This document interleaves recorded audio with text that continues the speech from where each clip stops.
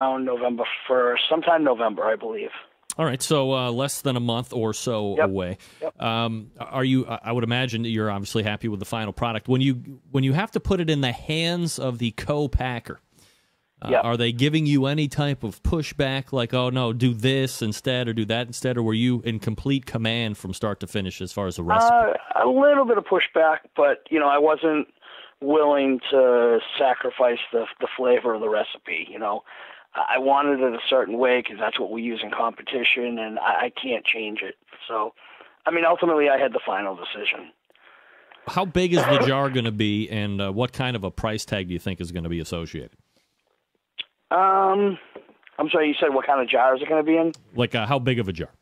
There's going to be 16-ounce jars, and I think eventually there's going to be gallon size. Still trying to finalize the prices, so I don't want to say anything too much about that yet, but it's not going to be ridiculous. It's going to be comparable to the other stuff that's out there. And is this something that's going to be sold in storefronts? Is it going to be just sold on internet or both? Yeah, it'll be both. Yep. It'll be. I know you'll be able to get it through the iGrill store. Working on updating my website so you can buy it through my website. I know one of my sponsors is going to be carrying it. Humphrey's Barbecue and Smokers is carrying it. So you're just rocking and rolling right now. It's Bill Gillespie, Smoking Hogs Barbecue, and he is the reigning American Royal Invitational Grand Champion. Bill, always appreciate the time. Congratulations again on the huge win. And you going to be heading down to the Jack this year? Oh, absolutely. Yeah, we're leaving in a couple of weeks to go down there and, hopefully walk away with the crown again. That's the intention. Well, you win. You come back, and we'll talk about how you're having one hell of a year, my friend. Awesome. Thank you. Hey, do you mind if I give a shout-out to a few people? Please. All right. I'd like to thank a couple of my sponsors, iGrill, Humphrey Smokers, Frontier Charcoal, Head Country Barbecue, and Butcher's Barbecue. And, say hi to all my barbecue peeps out there. All right, Bill, appreciate the time, man. All right, thanks, Greg. We'll talk to you soon. There he is.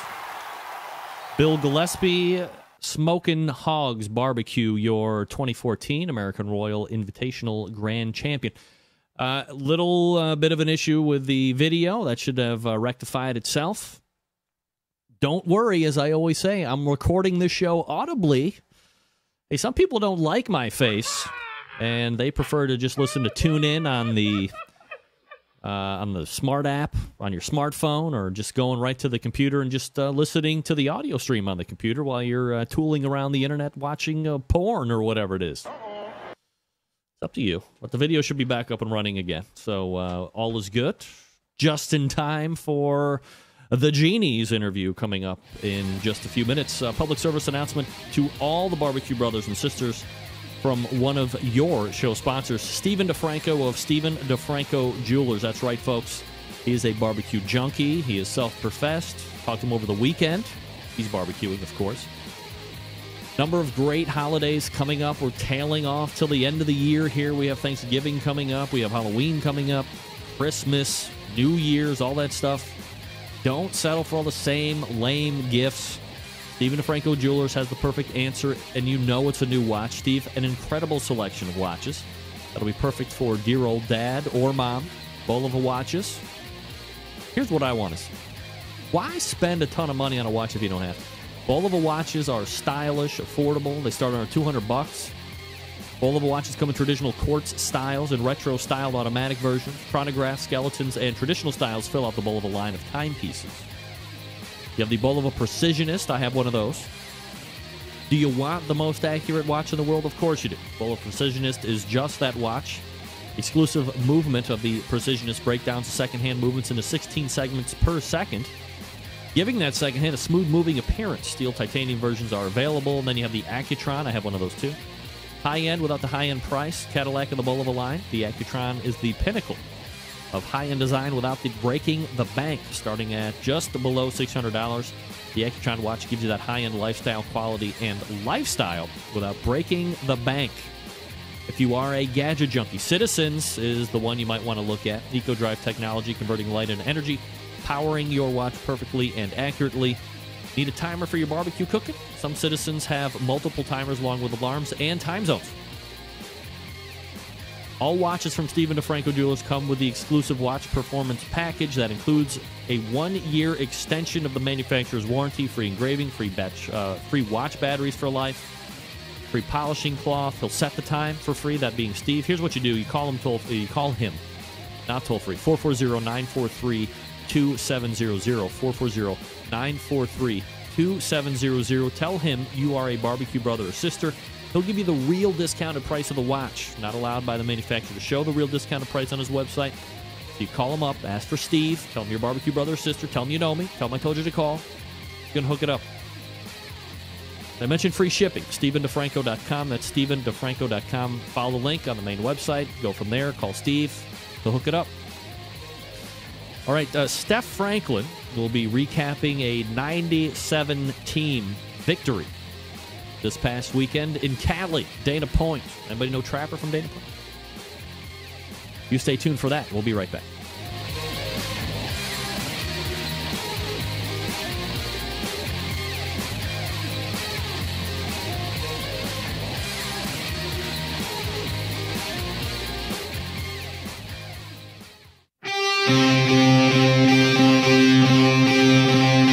Get in the smoke. Call 877-448-0433 to get on the air. Now, here's your host, Greg Rempe.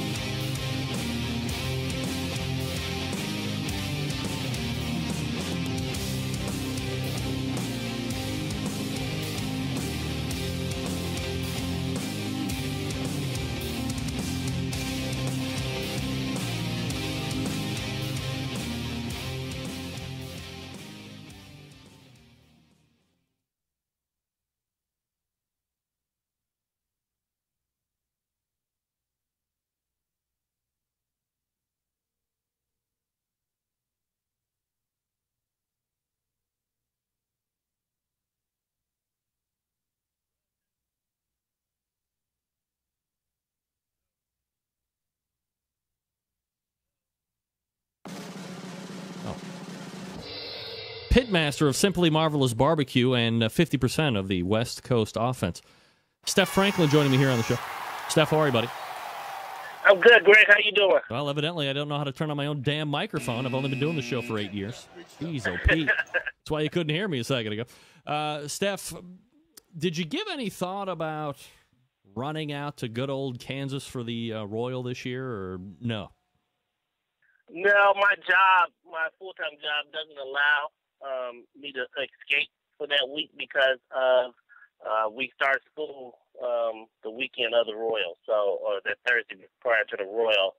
I think they'd look at me crazy if I told them I was going to be gone a week to well, my day job, your day job, the same. We can't escape. Yep. We are locked down. That's just the way it is. That's why I didn't go either. All right, so instead of Royal, you go to Dana Point. There's only a very small handful of teams, 97. Oh, my goodness. Yep, 97. California record. How does that weekend go for you? I mean, lots of great teams out there. Anything unexpected that you have to contend with, or is it pretty much business as usual for Simply Marvelous Barbecue team? It's business as usual. Big contest, small contest doesn't make a difference. They're all hard. Sometimes the smaller ones are harder, and you just go to win, or you go to put 4 good boxes. You hope together, and hopefully you come out on top that day. And it's rare when you come out on top, but when you do, you feel good about it. Steph, I was going to ask you, and you kind of just answered this, but when you're dealing with fields at 97 or greater. I mean, hell, it might as well be 100 or more at that point. Do you think that the best product always shines through regardless of how many teams are in a tournament, or do you think that the higher the amount of teams in the field, there might be a zinger that flies by that maybe normally wouldn't otherwise? It's tough to say. I've turned in good meat at big contests before and not got called. So, I just hope that I do enough contests where it balances out. I mean, to be honest, every week I try to put good meat in the box, but the judges don't feel that way every week. And when they do, I tend to do very well. And also, I'm my own worst critic. I sat there Saturday a little upset because I thought my brisket was a little chewy, and I was telling Sylvie from Lady Q that I need a top 20 brisket to have a chance, and I came in at 20th in brisket, and so I kind of predicted that. But in terms of if I had a chance to win, I know I was cooking good. I've been cooking good for the last few contests. I had a little hiccup in Telluride. The altitude got to me trying to cook hot and fast on backwoods. It just would not complete the cooking process in terms of my meat. So, but outside of that, after Telluride, I bounced back pretty good, because I RGC'd Grand Junction, so I had that one hiccup out of for a contest. But I feel I'm cooking good right now. I think I got the flavor profile, the tenderness the judges want, and right now, anyway, you tend to lose that during the season. I know I was struggling in ribs for about 4 or 5 contests, couldn't get a call, and my buddy Sterling had tasted one of my ribs at Grand Junction, and he said I was making them too sweet, and so I even though I got a nice place call, I knew that if I was going to continue to have a good season, that I had to get back the ribs, because the ribs will carry me pretty much early in the season. So I was able to bounce back and then make a more savory profile for the judges and get a couple of back-to-back first-place rib calls. Steph Franklin joining me here, Simply Marvelous Barbecue, simplymarvelousbbq.com, the website if you want to check it out here while we're talking.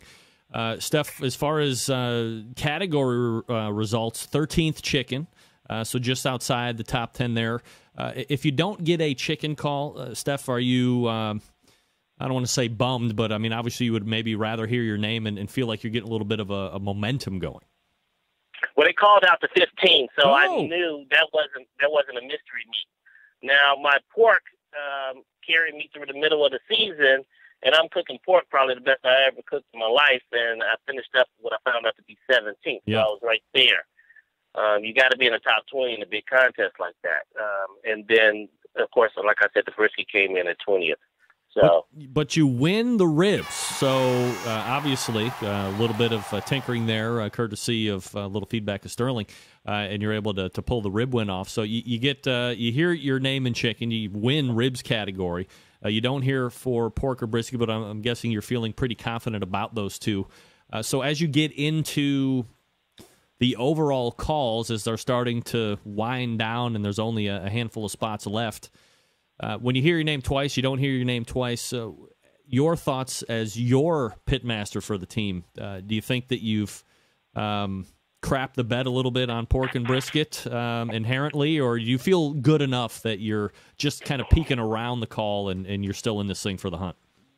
Well, I was just hoping for a top 5 call. I figured they're going to, I got hammered in either pork or brisket, and I figured it was brisket. I figured my pork would probably be right there. So, Wild Willie had 4 calls. Lady Q had, I believe, 3 calls. Wild Willie had 3 calls. Lady Q, I think, had 2 calls. Zizix had a couple of calls. Once Wild Willie got called at 4th, I was like, maybe. And everybody was telling me, I got it. I got it. Love hearing that, right? Excuse me? So you love hearing that, right? Yeah, and I was telling everybody, I got screwed in brisket. I'm good. Not so much screwed. I didn't have great brisket that day. And everybody kept telling me Vernon and Luton was right next to me along with Zizix. And they kept telling me I had it. And I was like, nah. Then they called Zizix. And they was like, nobody's left, Steph. It's got to be you. And I was like, I don't know. You know, I never think I got it. I mean, I've got a 1-3-1-3 and was sitting on pins and needles before when I got my first GC. So I never think I got it. You know, I don't know. It's just I just know how hard this barbecue thing is, and I try to keep humble, and because I think when you get a little big-headed, that's when you get your feelings hurt. Yeah, Steph Franklin joining me here, recapping the big win at Dana Point. So when you are announced as the winner, I mean, this isn't, you know, your run-of-the-mill 25-team type of a competition, which would be great to win as well. But, I mean, we're talking 97 teams. How does this one rank in comparison to, you know, some of the other events that you've won? It's got to be number one. I mean, really, I won. It's the biggest contest I ever won. One. Two, I locked down the California Team of the Year. It was Dana Point. We had one more contest out here in California, but I'm catering 2 weddings that day in Lancaster, and I said it's all a broke at Dana Point for me. I had a 6-point lead because I took Jerry, and I've been tied since the end of June from Vernon and Luton, and it was all or nothing basically, you know, because I know Jerry's a good cook, and he could have came back and caught me at Lancaster if I didn't get an RGC 3rd place or above. So it's up there. It's big. The big contest had avoided me in terms of winning a 300-pointer. I always get the 280 points that will have you, but I'll always RGC the big ones. I've RGC'd the big ones, not all of them, of course, but so anyway, it's my biggest win, I think, to date. Yeah, good to push over the hump and get into that GC. As far as business, I mean, look, you are I'm not giving up any secrets to the fact that you're 50% of this West Coast offense, which I'll have another question about that here in a second. But on a business standpoint, you win a 97-team category. You win something like a Dana Point. Is that something that you and Sterling are going to see immediate benefits from when you guys specifically win something like this? Well, it's not just me. It's, you know, when he wins, when I win, when Luton Booty Sterling, who you have on later in the show, RGC, the American Royal, you know, we got David Qualls, Travis Clark, who are teams I sponsor. They're all doing well.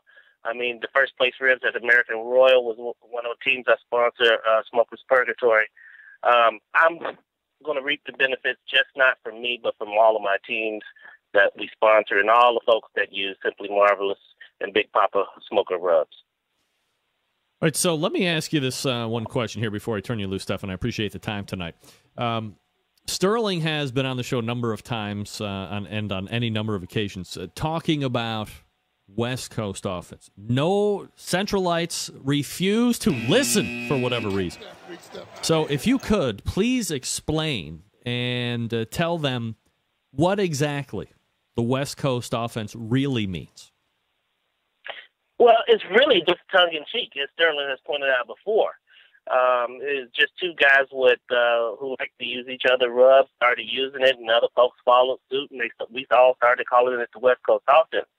But essentially, Sterling has mastered, perfected the savory rubs with the money, the sweet money. I have what I like to think have done okay with the more high-profile flavored rubs such as cherry and sweet seduction, or sweet rubs, as some folks will refer to. You know, in this game of barbecue, you got to have something sweet and you got to have something savory, and you got to have the perfect balance. And the West Coast offense is that perfect balance. So that's what it's all about. It's about a balanced offensive attack, and we are changing the profile across the nation. I'm happy about that. I'm humbled by that because I never thought it would turn into this. Of course, you wish for these things and you dream about these things, but it's unreal. It's unreal. Steph, where are you going to be cooking at next?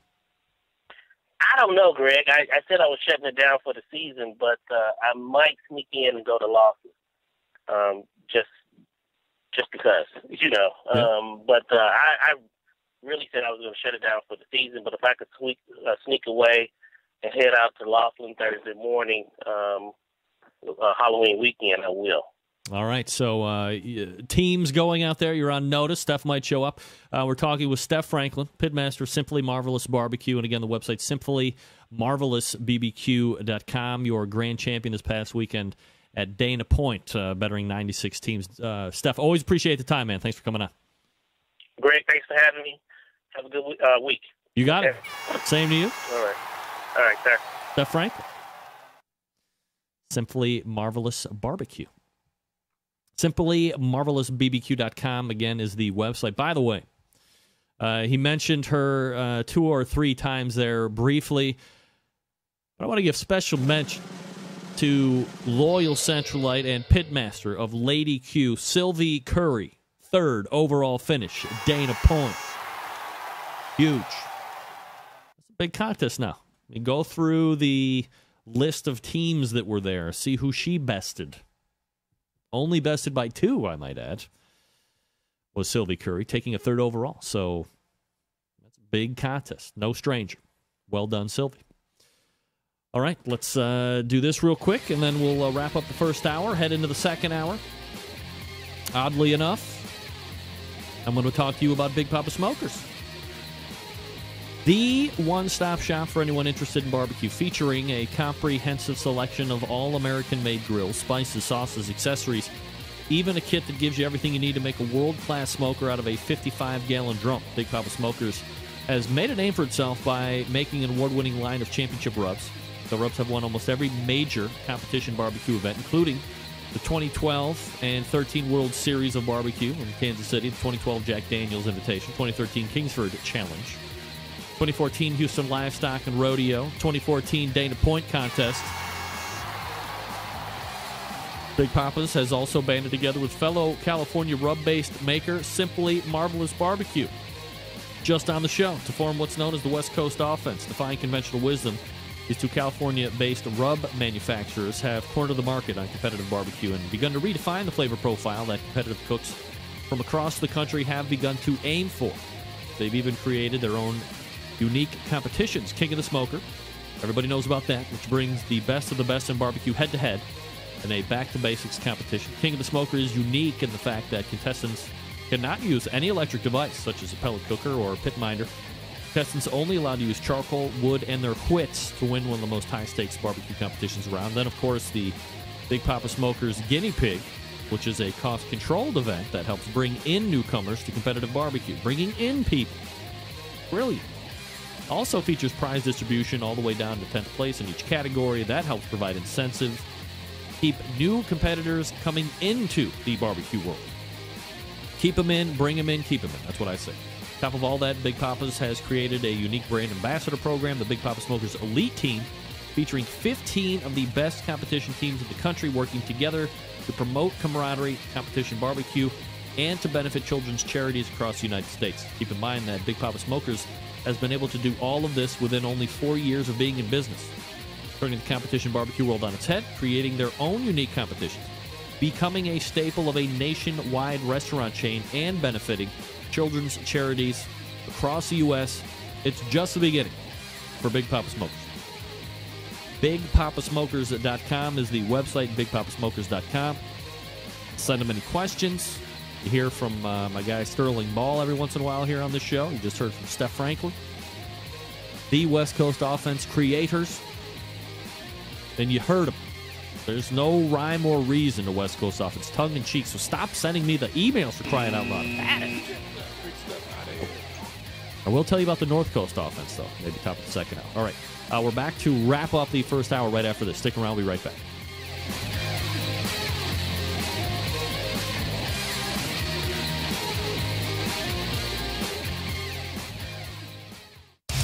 Big name interviews, advice on cooking brisket and ribs, and the only host willing to share his honest opinion on all things important in the world of barbecue. It's the Barbecue Central Show.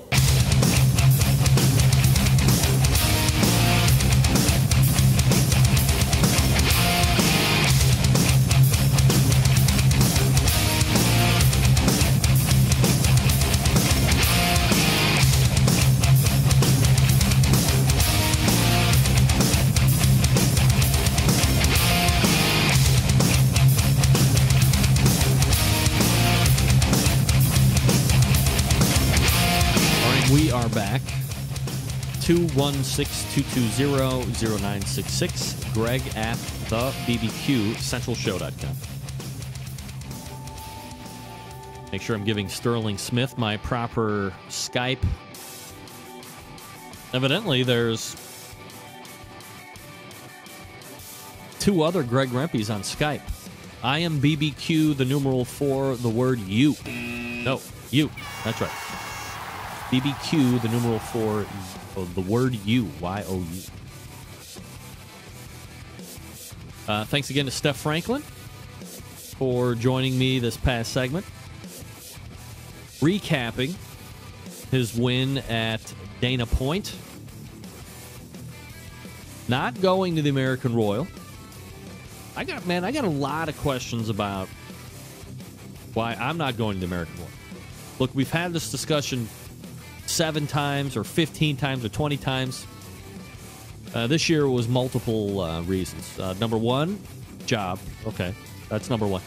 Number 2, but perhaps even more importantly, I'm still not sure that I can get high-speed wired internet into my setup.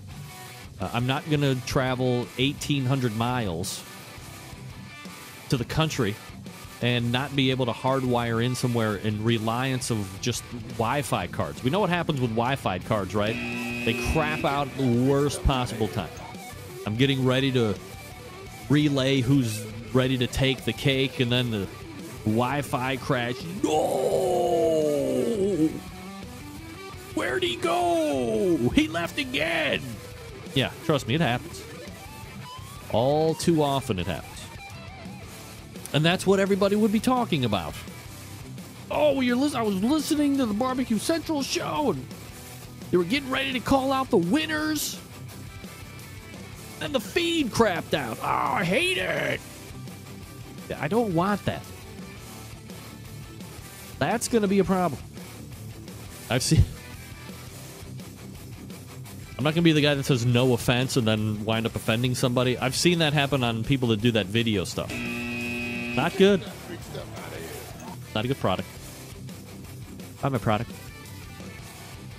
Sylvie Curry using the West Coast offense. She'll be giving out her full recipes after the show in instant chat. Just kidding. She's not really going to do that. I mean, she can do that if she wants. I'm just kidding. All right, we're going to reload here for the second hour.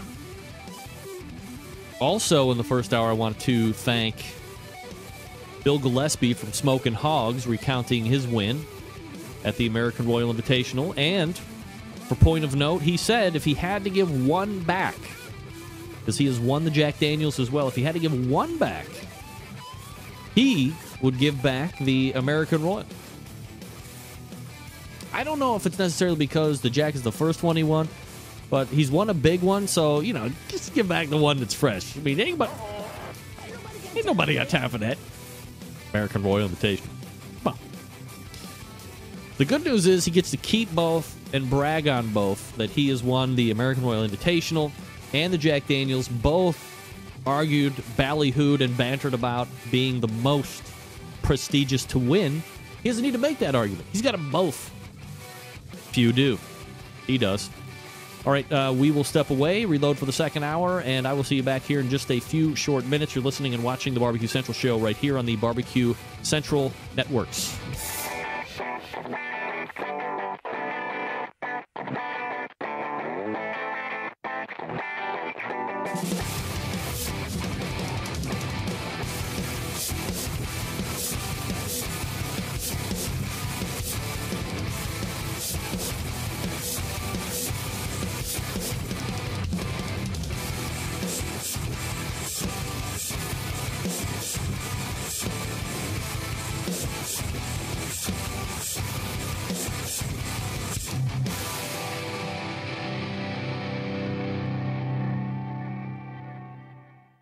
This is Maddie Rempe from Cleveland, Ohio, and you're listening to Barbecue Central.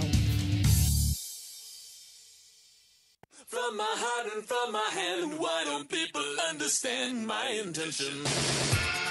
Happy to have you aboard here for the Really Big Barbecue Show. We cook because we have to, and we grill because we want to. Fine, how's it going? You have a great show. I'm a big fan. So what seems to be the problem here? This man looks like he's dead, and he's in the crackle. Charbono! It's all about the Charbono, dude! Succulent fish. What? He ate 54 wieners. But listen, Lavernius, shake a face. I'm shaking like a dog shit peach seeds. We have top men working on it right now. Ooh, top men.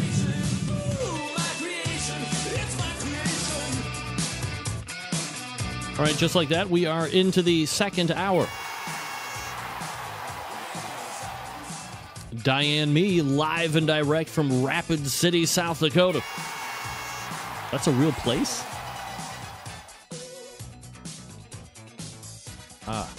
Problem.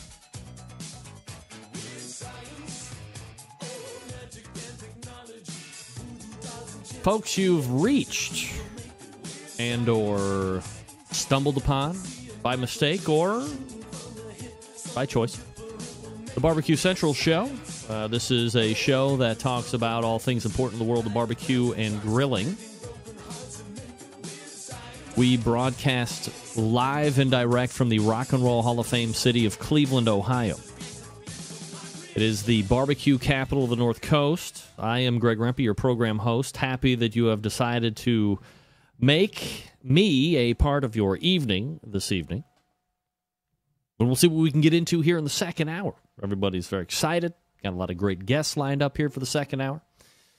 We'll get to that here in a second. If you want to jump in, more than happy to have you. 216-220-0966. You can also email the show, greg@thebbqcentralshow.com. If you missed the first hour, shame on you. You've missed fabulous guests like American Royal Invitational Grand Champion Bill Gillespie from Smokin' Hogs. Yes, sir.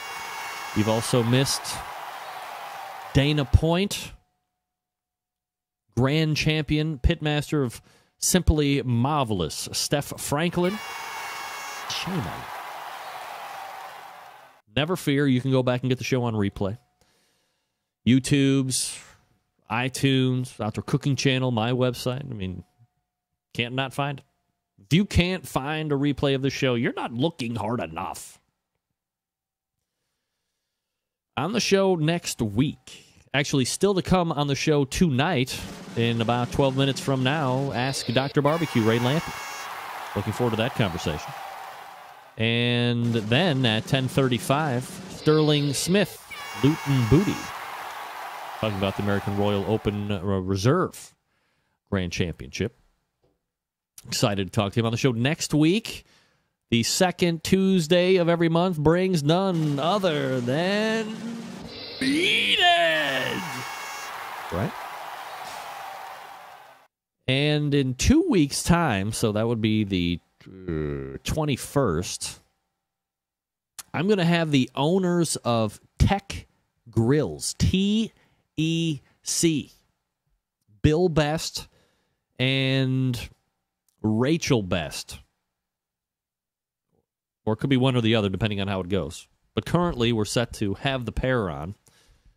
Bill and Rachel Best of Tech. Now, Tech Grills is a brand that I have been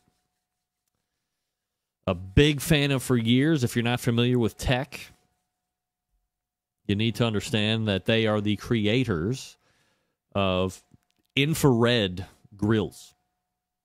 They might even be the creators of like infrared technology. I think that they initially got into it from what I remember hearing. I'll ask them in 2 weeks. But I think they got into the infrared stuff on the car, on the automobile side of thing, where they used infrared heaters to bake the paint on cars, and then they got into the grill side of things as well. We'll be able to ferret that out here shortly, come next week, or come in 2 weeks' time. But just Google Tech Grills, go through some of the videos and see, what's rule number 2 of the show? Rule number 2 of the show, don't get hooked. I have been close the last number of times I've been in a Lowe's, and you see the Brinkman, or is it Brinkman? Charbroil? One of those that have the true infrared. I think it's Charbroil. True infrared. They have the burner, then they have the flavorizer bar, and then they have the, I don't know, are they called diffuser plates that sit right below where the cooking grates are? Well, Tech Grill has something completely different. They have burners, but then they have like this thick glass that sits underneath the grill grates. Then you have your grill grates. So when the juices and stuff seep down, they don't hit heat at all. They hit the glass, and then they vaporize, so there's never a flare-up. That had been an improvement over their original-ish grill, which did have some open air, I believe, so there was some flare-up. But, man, do I love me a Tech Grill. So we're going to be talking hot and heavy Tech Grills in a couple weeks when the bests, or at least a best, is on. Isn't that broiling? I don't know. Maybe. They're cool grills, Diane. Don't you question me. Get that big stuff out of here. If you aren't familiar with how the American Royal went down this past weekend, let me give you some results. The top 10 in the American Royal Invitational. Chick, swine, and bovine was 10th, getting sauced. 9th, getting basted. 8th. True Bud Barbecue with a 7th place finish. Very respectable. Big Brothers Barbecue, 6th. 1-2 BBQ, or barbecue. 5th place. Uncle Kenny's Barbecue, 4th place. Dr. Nordy's Barbecue, 3rd place. Dirt Road Barbecue, 2nd place. And as we talked to him in person, last segment, Smokin' Hogs Barbecue. Smokin' Hogs. And then you ballied about, rolled over, and got ready for the American Royal Open side of things. Wait, am I seeing that right? Number 10 in the Invitational, Chicks, Swine, and Bovine. Number 10 in the Open, Chicks, Swine, and Bovine. Look at this guy. 9th place, Crude Brothers Cooking Team. 8th place, the American Dream Barbecue Team. David Qualls. Pitmaster IQ Barbecue, 7th. Shake and Bake Barbecue, 6th. Sons of Butchers, 5th. Iowa's Smoky D's Barbecue, 4th. Smokers Wild coming with a 3rd place overall. Sterling Smith, Loot and Booty Barbecue, who we'll be talking to in about 30 minutes from now. And taking top honors at the American Royal Open, Tuffy Stone, Cool Smoke, with a 702, almost 0.9, 702 and high 0.8 change. 702. 700, 701, 702, 123. Wow. That's a pretty high score there. Congrats to the American Royal Invitational and Open winners. People that are asking me, could you get Tuffy Stone on tonight? Did you try and get Tuffy Stone on tonight? I want to hear it. What do you think? I had the Invitational winner on. I went out to them. Do you think that I didn't reach out to Tuffy Stone? It's a long haul back from Kansas City, Missouri, to Virginia. And he didn't feel like he was going to be the best interview, so, you know, we'll catch up with Tuffy on that. And I agree with Sylvie Curry. Congratulations, David, on the top 8.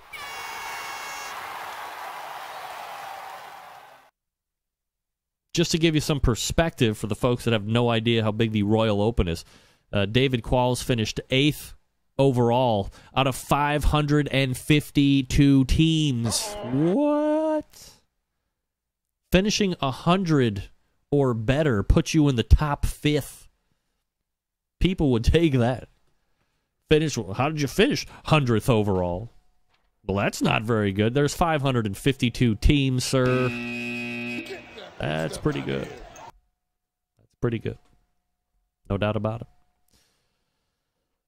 All right, let's get ready to line up Dr. Barbecue. Before we do that, let me talk to you quickly about Cook Shack. If I'm not mistaken, Dr. Nordy's Barbecue uses Cook Shack cookers for competitions. If you need an idea for a cook, electric or pellet-driven or otherwise, think Cook Shack first. Then think Cook Shack second. CookShack.com, the website, the phone number, 800-423-0698. Do you have somebody in the family that's a fishing or a hunting enthusiast? About a Cook Shack electric smoker. Maybe you have somebody in the house that's an enthusiast of something other than pellets. Cook Shack electric smoker, right up their alley. Maybe they like to make jerky. You outdoorsy types like to make jerky or cold smoke, salmon, stuff like that. You can do that all on a Cook Shack electric smoker. They have jerky rods. They have cold smoke baffles. Cold smoke baffle is something that you can make those lock-style salmon. You can cold smoke a steak and then finish it on a hot grill. Again, if you like making jerky, you will love how easy it is that the stainless steel jerky rods are to use. You just hang jerky strips on the rods and then fit those rods right into the smoker's side racks. Doesn't get any easier than that, and believe me, my father has a smokette. It's some of the best jerky you can make. I mean, you get the meat, eye of round, you get the cure, add the flavoring that you like, or maybe just like standard Jerky Jones. It's good. And stick it in the smokette. Man, you got jerky like it's going to... People will pretend they like you to get their hands on your jerky. People will be jerks about getting your jerky. You can also check out instructional videos on how to operate these units, the jerky rods or the cold smoke baffle, on the Cook Shack YouTube channel, or the cooking guide on the Cook Shack website, again, which is cookshack.com. Or, again, questions, call 800-423-0698. That's 800-423-0698, or cookshack.com. Don't delay. Order today. You can get smoking right now. Cook Shack is smoking made simple. I got to look for Fast Eddie or Stuart Powell again here shortly. Love talking shop with those guys. Shop intended. Sterling Smith coming up at around 10:35, 10:36, and Ray Lampe coming up out of the break. Stick around. We'll be right back.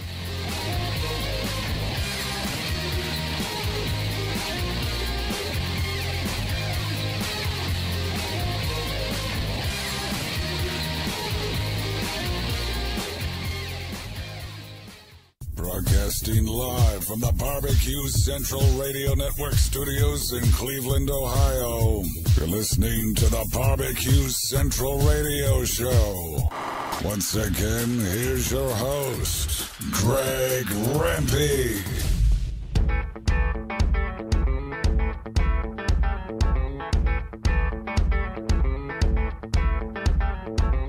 All right, welcome back. 216-220-0966 is the email address. No, that's the phone number. Greg at thebbqcentralshow.com is the email address if you want to jump in tonight. The first Tuesday of each month, of course, brings something like this.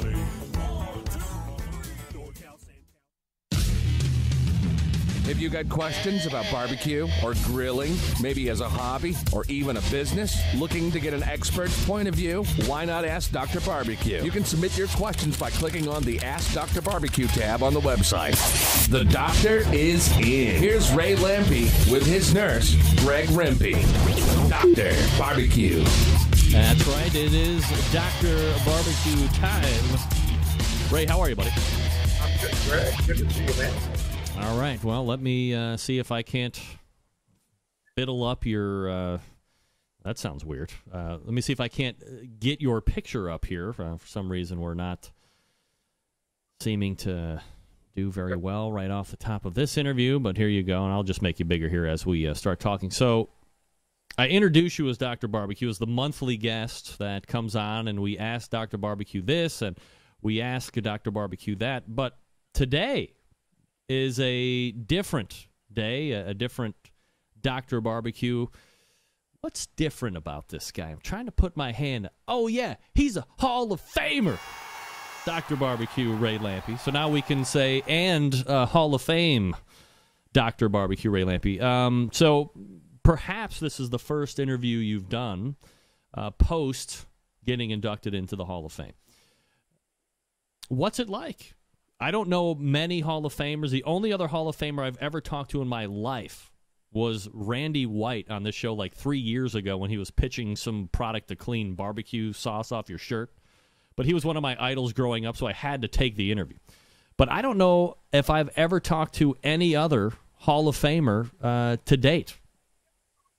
Well, I'm proud to be your first, Greg. Now, it is my first interview since, obviously, coming up with the American Royal. Takes a couple days to recover. But yeah, it's a cool thing. It hadn't really sunk in yet. It's one of them things. It's kind of, the long-term coolness of it is going to be a whole nother thing. The hour of it on the stage and the party before and after was really cool. There's no question about that. But long-term, it's a different thing, man. It's pretty cool. So what is the actual experience like? You get out there, but for the people that don't know how the whole Hall of Fame ceremony goes down, and maybe your fellow inductees, obviously Pat Burke was there as well getting inducted, and somebody else that I'm going to not remember because I'm a shitty host. But he's been dead for 75 years, the other guy. So. Well, okay. Well, I won't feel that bad, but geez, I should know better. But what is that evening like for you? How do they lay it out? And I guess what were your thoughts of it as it goes down? Well, I was there 2 years ago when they the first event at the American Royal. And, we snuck in with the Kingsford people, and they have what they call the Black Apron Party ahead of time. It's really just a way to round everybody up and make sure everybody's there when they're going to need them. And but it was nice, a nice event with a few cocktails and a good photo taken op for everybody and sort of, kind of get us in place to go so it wasn't just random. So that was about an hour up in this room. Well, actually, before that, though, that was all scheduled. But at the last minute, they took me and Pat and Myron and Johnny, who are previous Hall of Fame inductees, into the American Royal Museum has dedicated now 2 walls for the Barbecue Hall of Fame. And so this is a new display. Nobody had really seen it yet. So they took us in there and unveiled it for us. And they had a video guy in there. But then we sat down and just kind of shot the shit, me and Myron and Pat and Johnny, about what it's like and what we've seen along the way and how it's come and stuff. And it was really fun. We went way longer than we should have. They just wanted to do it for 10 minutes, and we went for a half hour, and they had to stop us because we were having fun. And then we went up to the room, and then all our friends and family were there. It's kind of tight, that party. And then we go out to the stage, and they go down to right in front of the stage. And then afterwards, there's a big party that a lot more people are involved in. So it was really, really well done. And then, of course, on the stage, that's a whole other thing. But it's really well done. The American Royal really stepped up this year and did a nice job with it. It felt like a classy event all the way around. Are you getting feedback, Ray? Yeah, I am. I don't know. All right, let me. I'm going to hang up with you. I'm going to call you right back. Oh, hang on. I got it. I'm sorry. I left the Outdoor Cooking channel on there, folks. Sorry about that. All good now? Yeah. All right. Now I've lost my train of thought. But I was actually listening. Yeah, well, hey, I gotta make sure that I'm paying attention to everything that's happening. As far as the stage is concerned, are you like introduced by somebody that does like a talk up like they do for NFL stuff, or how does getting announced to the stage and what kind of a turnout are you getting at this type of a thing? Well, the turnout was actually better than I thought it was going to be. It's on the big stage where there could be thousands of people. There was not. There was maybe 1,000. It was pretty spread out, but considering how many people are there. But, the guys, I know the guys are busy. They're getting ready for their turn-ins. I understand it. It was actually not a bad turnout. It was better than I thought. But Guy's the host, so, it's entertaining from square one with him. And Johnny was kind of acting as his sidekick, Johnny Trigg. And Guy was totally prepared. did a nice job. I mean, Henry Perry was kind of a wild card. I mean, he really is dead for 75 years, but he really is an important cog in the history of Kansas City barbecue. So it's legitimate, but it was kind of tough because they didn't have any background on the guy. He had no family. So they had a guy from the, I don't want to say this, the African American Museum or something in Kansas City. I don't know exactly what the guy was, but he was real good, and it was all gracious and it was well done. And then Pat is, everybody's mentor and everybody's grandfather. So Guy talked about him for a while. They had a little video, and then Mike Mills wanted to talk because Pat's like his best friend for 100 years. Yeah. And so Mike came and talked for a while, and then Myron wanted to talk because Myron considers Pat like his second only to his father and mentor in his life. So it was a tough act to follow. And Pat's such a good dude, man. So it was just really nice. It was fun to sit there and watch that. On the stage was me, Pat, the guy that was representing Henry Perry, and Johnny Trigg, and then Guy was doing all the talking.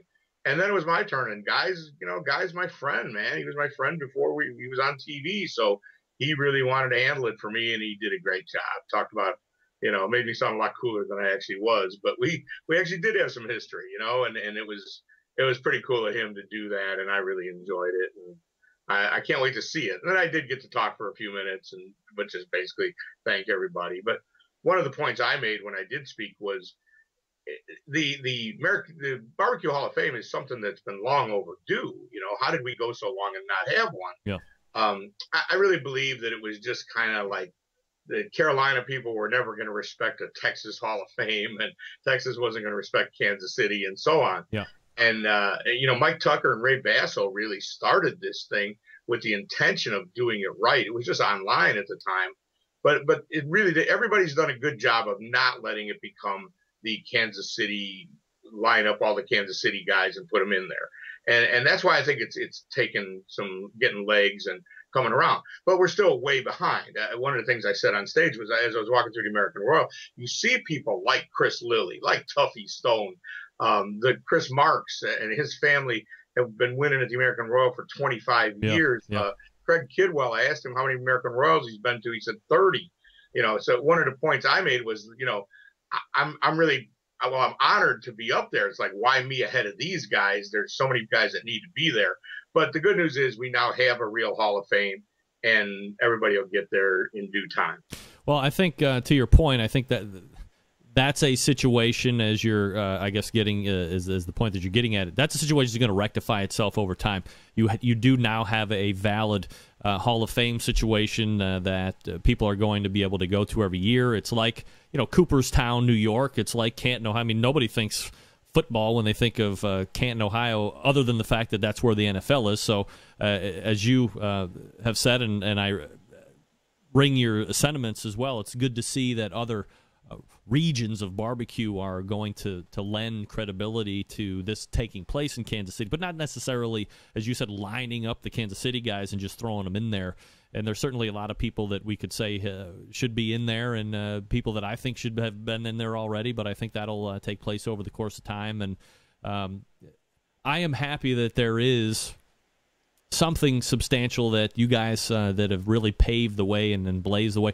And look, barbecue, I mean, it's been around forever, but I mean, really, maybe like 30 years or so when it really started becoming popular. So it's not like all you guys are dead and we're looking back and putting you guys in, in posterity and stuff like that. I mean, you guys are still around. A lot of you guys are still competing. You're doing books, or you're on television, you're branched off in a whole bunch of other different ways. But I mean, you guys are still alive, for crying out loud. So, I'm happy to see that it was successful. But it's something that you believe is going to be around for a long time, and that people are going to get in that are deserving. Yeah, and I'm going to help now too. It was a little awkward before. I know Fast Eddie was really put a lot into it. Rod Gray put a lot into it previously, and I appreciated that, and I wanted to help, but it's a little awkward. I mean, I know it's pompous to say, but I had a figure I was on somebody's list to possibly be in there, and I never wanted to appear to be lobbying for that. Now that I'm in, I can help.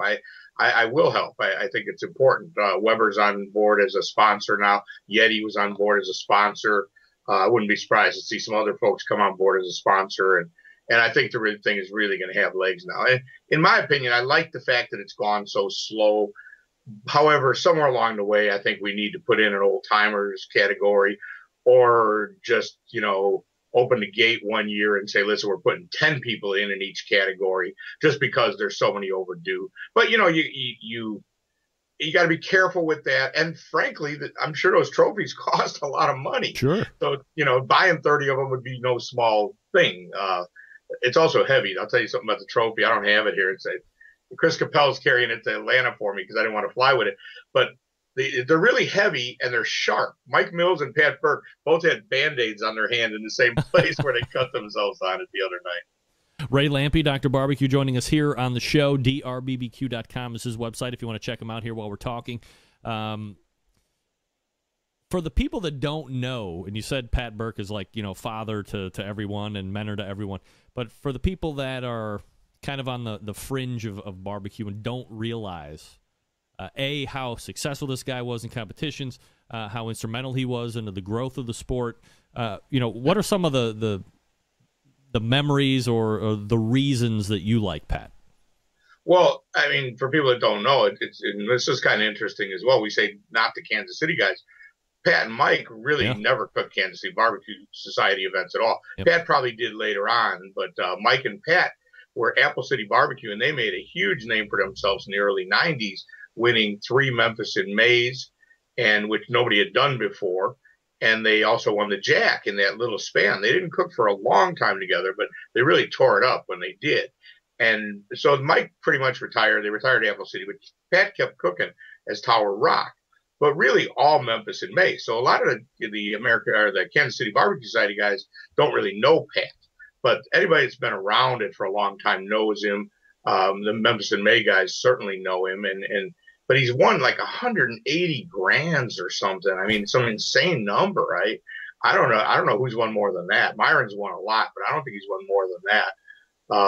And just kept winning and winning. And Pat would cook with his family, and everybody you ever talked to that met him will tell you he helped them and was willing to help them. And that goes a long way. And he's just a really nice guy, man, really good guy. Yeah, and super humble because he was scheduled to actually be on the show last week, and then the last minute was like, I don't want to talk like that. It's not about me. I mean, it's about him because he's going to the Hall of Fame, but he didn't want to come across like it was about him. So, I respected that and then tried to backfill him with his buddy Mike Mills. That worked out horrifically because we weren't able to link up. But nevertheless, we'll have Mike on in a couple weeks' time to talk about that. When we got done, Pat thanked his family and he thanked God. And they walked away. Yeah, well, that's the guy he is. Certainly a great guy. And the other thing that I think is interesting, and unless I'm mistaken, when they were winning the Memphis and Mays, they're doing it with ribs, right? I think so. Yeah, I don't like back then. I don't think everybody used to cook all 3 all the time. I ran into him one time, and I was telling him a story the other day in Iowa in the early 90s. There wasn't a lot of barbecue contests. You lived in Chicago, you had to cook where you could find. And I didn't know much about Memphis and May, but there was a contest in Cedar Rapids. So we drove over there, and we thought we knew how to cook. And those guys whipped our ass, won all 3. Well, no, they won all 3, I think, that day. So they would have cooked hog and shoulder and ribs.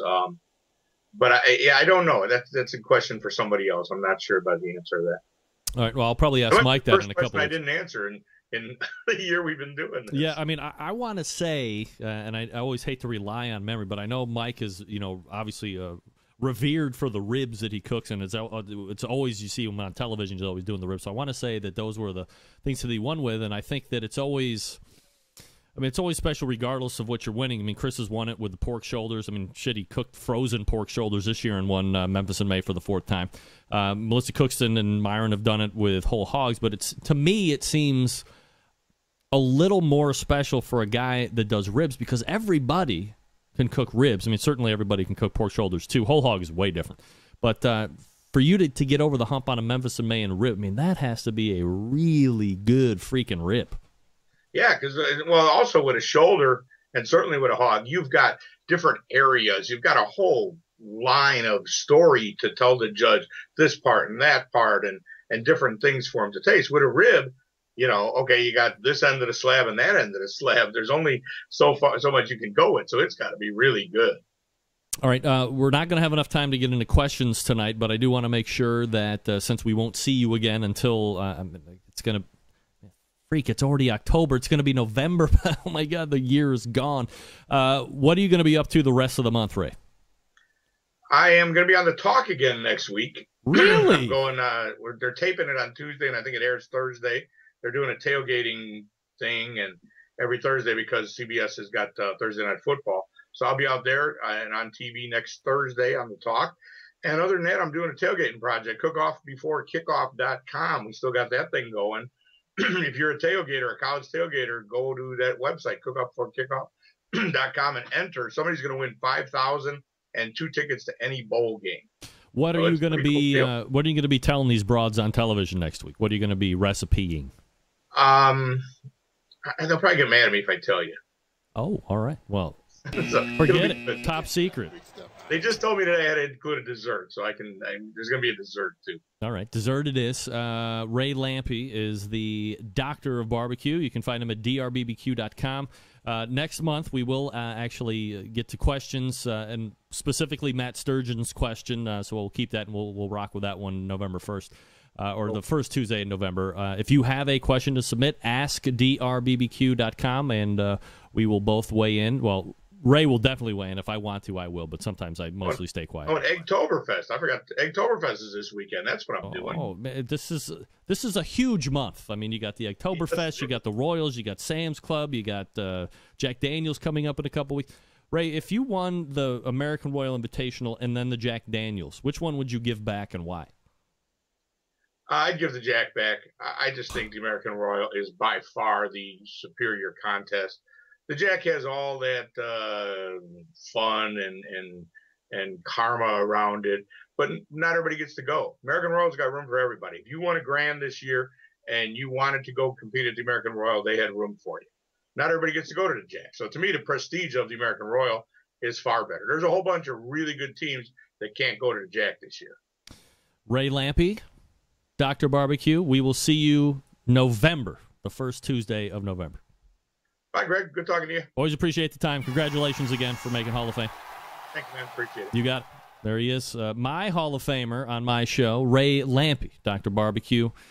drbbq.com is his website. And I will agree. I know there was, was it Mike and Ray putting on the online barbecue? I mean, that's tough, right? That online Hall of Fame thing was rough, but getting it sold, I think Kansas City, the contest or the functioning body bought it out and now has made it into a more of a legitimate Hall of Fame. So, as I said earlier, I think the people that we all think should be getting in will get in over time. And then people that have made a difference, maybe not as well known, but have either done it through the industry or the celebrity of barbecue will ultimately get in as well. And hopefully it grows each year. And congratulations to Ray for getting in this year. Absolutely. Well-deserved. I think well-deserved. Other people will disagree. That's fine. We're allowed to disagree, everybody. Sterling Smith coming up out of the break to talk about the open side of the American Royal. I will talk to you quickly about the longest-running sponsor of the show, located in Warminster, Pennsylvania, the Barbecue Guru. Gang, if you've been thinking about automatic pit temperature control devices for your cookers, stop here. This is the company that started it all. They created this technology a long time ago. Shotgun Fred Perkle, and a customer came up and he said, hey, you do this temperature control stuff for industry, do it for my smoker, and that's where it was born. If you're not familiar with how these little beauties work, imagine a product that allows you to set your pit temperature in one set, keeps it running at that set temperature all the way through the cook. Sounds too good to be true? It's not. This is real life, and you can take advantage of this technology today. Now, maybe you're a busy working professional like me, or perhaps you're constantly on the run with kids, you're doing errands, running kids around to school, functions, and so forth. You don't have that time to set around 10 pit temperatures. So you get it. Guru allows you to throw on a pork butt, a brisket, a couple slabs of ribs, then boom, you're off to do whatever needs to get done. Guru will maintain that temperature you set it at. There are currently 4 different models to choose from. 2 of the most popular ones, CyberQ Wi-Fi, tearing it up in the competition scene. Also the Party Q, differing ends of the price point spectrum. $149 for the Party Q. Can fit pretty much any cooker. Bullet styles, the kettles. For $10 more, you get that special adapter. And you can go into the ceramic cookers. Big green eggs, the Bubba kegs, all that stuff. $149, easiest point of entry. Then you can grow from there if you want. If you're technology-driven, you want to look at CyberQ Wi-Fi, absolutely. Do yourself a favor. Head on over to thebbqguru.com. Check out all their products. If you have any questions about what to order, call them directly. 800-288-GURU. That's 800-288-GURU. They'll make sure you're outfitted with exactly what you need to get you up and running right out of the box. 800-288-GURU or thebbqguru.com. Sterling Smith joins me here in about 45 seconds. Stick around. We'll be right back.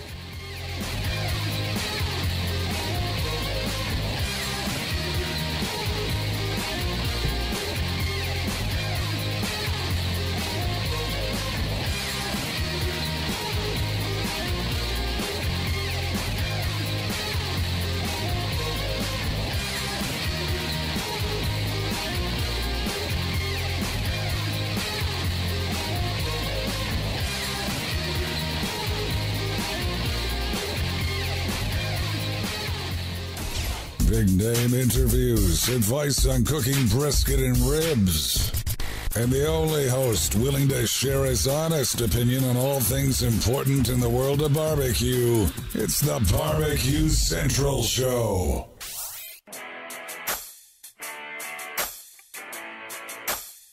Who would have thought this music thing was going to go this far? I never asked for this. I never asked for this fast living, the women, the whiskey, craziness. We are back. 216-220-0966.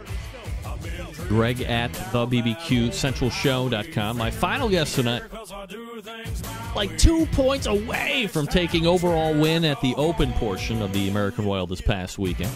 Here to recap the weekend as he saw it, pitmaster of Luton Booty. Let's welcome first timer to the show, Sterling Smith, joining me. Sterling, how are you, buddy? I'm excellent. How are you? I'm doing absolutely fabulous, Sterling. Appreciate you making time for the show tonight. I guess maybe before we get into the past weekend's events, maybe a quick background on you and how you got into the whole barbecue competition scene. Sure, yes. I've been competing since 2009. I worked for a bank that was based out of Kansas City, and I went to the Royal actually to look at it and see what's going on. And honestly, I thought it was going to be some guys standing around flipping burgers and cooking hot dogs, and I heard it was a barbecue competition. And I get there and I see just this amazing sight. I see smokers, I see trailers set up, I see just this camaraderie, everybody hanging out. It's like a big tailgate party, and I became infatuated. And I came back there in Arizona, and I said I want to do that. So I looked up barbecue competitions in Arizona. I looked up anything barbecue related, and went out to Home Depot and got myself a little El Cheapo Brinkman and smoked me a pork butt, and it was terrible. It was the worst thing I've ever done. But it's come a long way since then, and I'm glad I found this community. The people are amazing. I meet somebody new every time we go out, and it's almost like your family and your best friends. And at the end of the events, there are people that you want to talk to and people that you want to hang out with. You obviously have similar interests and likes, and it's a great thing. Were you like a kid that grew up around barbecue and stuff like that as well, or you just like the fact that there's dudes and chicks cooking for competition, this great smelling stuff, and you just wanted to take part of it? Well, I was born in Memphis, Tennessee. We moved when I was little, so I don't remember much of that. But I was raised mostly in Mississippi, Florida, and Georgia. So, I know barbecue. I've been around barbecue, but not to this level and not to this the capacity that I'm in right now. We'd go out and eat some barbecue as a family every now and then, but it's it's not the same thing as we're doing out there on the circuit. All right, so let's go ahead and quickly recap the day before the Open, which is the Invitational out of 165 teams, a very respectable 86th. How did you find that portion of the competition? Were you happy with how your program was running? Were there things that you were seeing that you were like, oh, okay, well, tomorrow when we turn back around, these are checkpoints that we're going to have to hit? How did that go? Well, basically, I did my normal chicken, ribs, pork, and brisket that I would do out here in Arizona. And this West Coast flavor profile is definitely different than the Midwest. And, every different area has their own intricacies. So I cooked my chicken. I got a 180 first place chicken at the Invitational. 7th place ribs, which is my normal profile. When it came to pork and brisket, I was at the Sam's Club finals the weekend before the Royal. I took dead ass last in pork, and that was my fault. I overcooked it. They didn't like my brisket either, so I went back to the Invitational, and I thought my brisket and my pork were dead on. It was something that I would turn in on West Coast all day long, and I see the results and getting 140 something in pork and 150 something in brisket. I go to my neighbors who happen to be locals, and I ask them about flavor profile, and they gave me a couple tips and pointers. So the next day for the Open, I flipped it. I flipped to what I normally do on pork and brisket, and I walked in both of those in the Open. So common wisdom, at least as it relates to this show and talking with pitmasters, is, I would never change anything if I'm going from California to Arizona to Florida. I cook the same way, the same profiles, but you're not finding the same thing.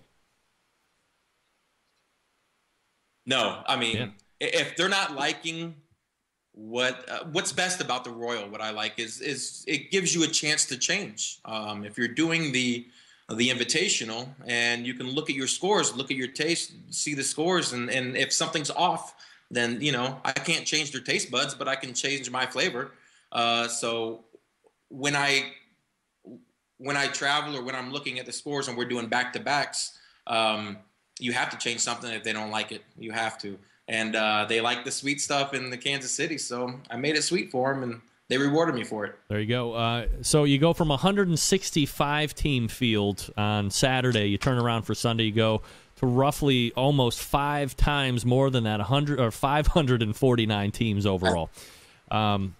So, do you factor in any percentage of crapshoot going into something that big, or is it just strictly, I'm going to make these changes and this should really help me push through? I think there's a lot that goes into it. Good barbecue is good barbecue. Whether it gets on a good table or a bad table, it's good. People know it's good. A good barbecue friend of mine gave me some wise advice a long time ago, and it was the least offensive barbecue wins. So as long as it's not too anything, too salty, too spicy, too sweet, too anything is it's too wrong. So as long as you have a nice balance going in, I think there may be some crapshoot in there. I mean, we're all competitors. We want to do well, and we're going to put our best foot forward. We're going to put our best meat on the table. And like I said, good barbecue wins, whether it's a crapshoot, 500 teams or 150 teams or 10 teams. Good barbecue is going to rule the day. Sterling Smith joining me here on the show, pitmaster of Loot and Booty Barbecue, talking about the American Royal Open Reserve Grand Championship they took this past weekend.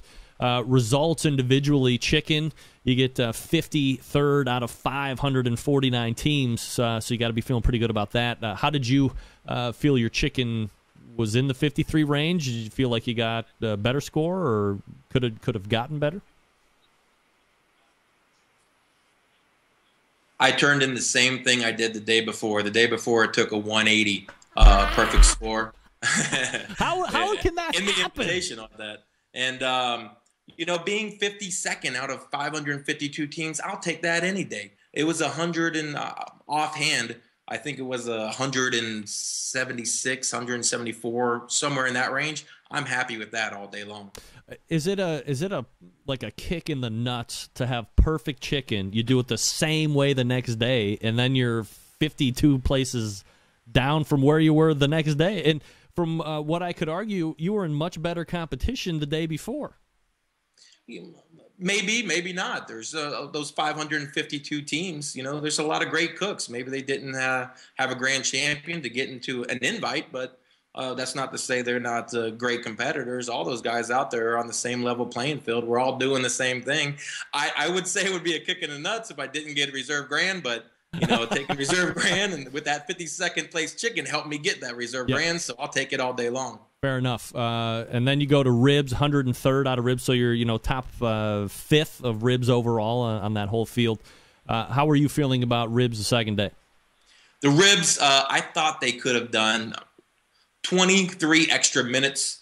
They would have been top 20. But flavor profile-wise, they were the same as the previous day. I know walking in those two categories the day before, I had to keep it pretty consistent. So I stayed with the same thing I was doing. I needed maybe a tiny bit of time in there, but I think where they placed was deserving.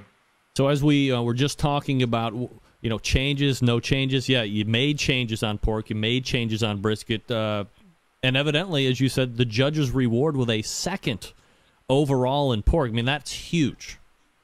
To go from Sam's Club dead ass last, then to go from 140 something in the invites, I just switched the whole thing up. If something's not working, you got to change it. You have to.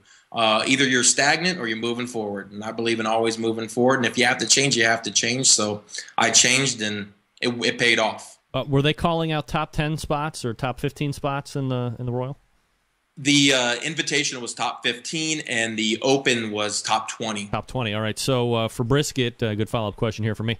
19th overall, so another huge finish here. You get to hear your name called, obviously A for pork, with a 2nd overall, but you get a top 20 call for brisket being 19th. So now, like, are you starting to think other cool things might be happening as well? You know, I thought that the first day with the first place chicken, and then 7th place ribs, and then not being in they called, I think, top 15 or top 20 overall in the invite. Not hearing your name, you know, talk about kicking the nuts. That's what that was. But so with 550 teams getting 2 calls, you never know. You know that my chicken, they could have not liked the chicken the second day, and that could have been 400th place. You never know. So when they call me for reserve, it's unbelievable. You know, it's a feeling that I can't explain, but I want more of that feeling every comp I go to. I want that feeling. Yeah, I mean, you get 701.14 points in total. Tuffy Stone was less than 2 points ahead of you. I guess if you're going to have to be just a few points shy of taking Grand Championship in the Open, it's probably not too bad to step aside for somebody like Tuffy Stone. I'll take 2nd to Tuffy Stone any day, any competition. In your estimation, and people always ask me, and he hasn't done the show for quite a while, but is this guy that nice? Can he really be that nice? This is like a genuine guy who really appreciates not only how he's finishing, and he does obviously spend a lot of time at the craft. And over the last year and a half, he hasn't seen more than a handful of competitions, and it seems like he's winning everything that he's actually competing in, so his batting average is going to be huge. But this is really a guy that's like a good guy of the sport, right? He's an amazing guy. He's a great ambassador for barbecue.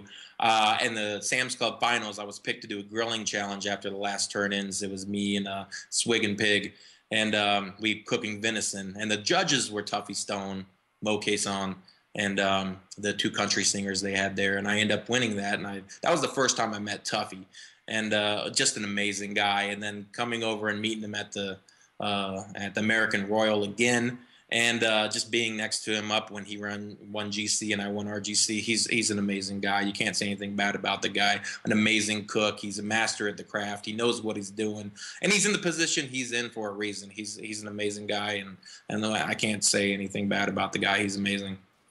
Reserve Grand Championship in an Open, so you're finishing, you know, well above 547 other teams, and one step away from winning the whole damn thing. I mean, how does this rack with, you know, all the other barbecue accomplishments that you've had so far? Is this like pinnacle without a doubt, or what?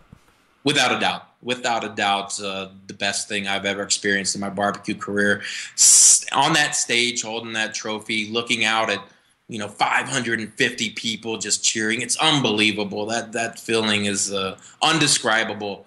And, I have several GCs, but this RGC at the American Royal tops them all. It's the cherry on top, if you will. You're down in the Arizona area, not to switch gears too dramatically here, but barbecue is well known down there. You have one of the top cooks in the country actually kind of lives part-time down there, that being Dan Worth, Iowa Smoky D's. I do know that. But Arizona also, last couple, 2, 3, 4 years, kind of a hotbed of factioning off, and this guy's going to do this, and this promoter is going to do that. Somebody who's being successful from the state of Arizona doing that barbecue thing, how are you finding barbecue and the state currently? There's a couple different